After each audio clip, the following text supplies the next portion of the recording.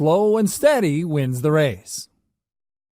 It can be harder than many people realize to begin a new healthy habit.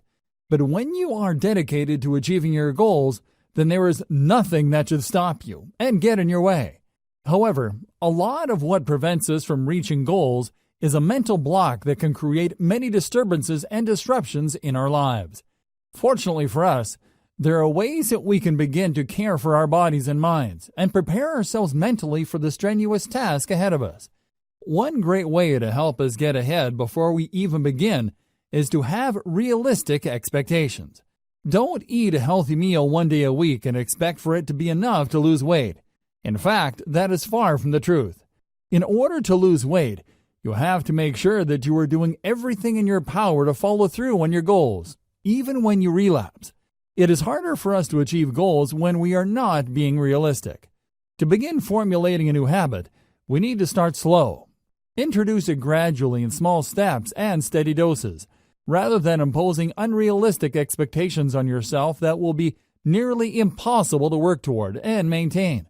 Instead of making several drastic lifestyle changes at once, instead, do your best to implement small changes and do them gradually until they feel like a normal part of your life.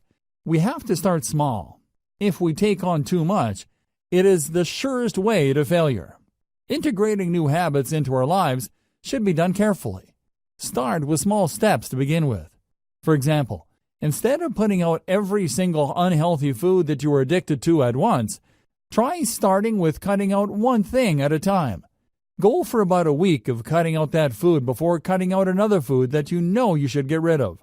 Although this process may seem slow, it is a surefire way to make sure that the changes you are trying to implement will last. Instead of overloading your mind with a lot of different stressful changes, it is very helpful to be able to take a step back and allow your body the time to get used to making healthier choices. It can be physically stressful to make changes in your diet, so try to go easy on yourself. Relapses can and probably will happen, but what you have to remember is that you're doing this to get healthy and not to punish yourself. If you make a mistake, so be it, but leave your mistakes in the past and continue moving forward. Don't let one mistake become a slippery slope back into your unhealthy lifestyle. Although it may seem difficult at first, you will be surprised by just how easy it is to begin to get used to the lifestyle of making healthy, body-conscious choices that will reward you and pave the way toward a healthier future for yourself.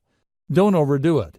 You need to make sure that you are taking on your challenges in a way that will provide you with the resources you need at your disposal to thrive.